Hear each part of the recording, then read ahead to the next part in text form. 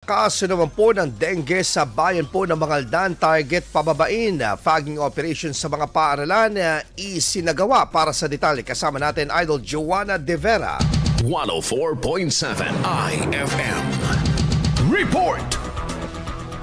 Sabay ng pagbabalik eskwela, nagsagawa ng fogging operation ng hanay ng Municipal Health Office sa mga paaralan sa Mangaldan. Ito ay para maiwasan ang sakit na dengue na posibleng makuha ng mga mag-aaral sa loob ng mga paaralan. Maiiwasan rin na magkaroon ng pamugaran ng mga lamok na may dalang dengue. Bukod sa mga silid-aralan, pinausukan rin ang mga opisina at mga bahagi na maaaring puntahan ng mga mag-aaral na posibleng pinamumugaran rin ng lamok. Ilan sa mga nauna ng naisagawang fogging operation ay bahagi ng Mangaldan Central School, Gagasangan Integrated School, Mangaldan Integrated School SPED Center, Tubag Elementary School, Embarcadero Elementary School, Nebaliw Elementary School, Bunlag Elementary School, Alitaya Elementary School, at Donna Feliza Navarro Elementary School. Target naman ng MHO na maikutan ng lahat ng paaralan sa bayan at patuloy na magsasagawa ng fogging operation depende sa schedule ng paaralan kung kailan ito maaaring isagawa. Samantala, ayon sa datos ng MHO, nasa 64 bilang na ang naitatalang kaso ng dengue ngayong taon sa Mangaldan nitong May 23, habang hinihintay pa ang updated data mula sa Provincial Health Office. Kasama mula dito sa IFM Dagupan, ito si Idol Joanna De Vera. Tatak IFM.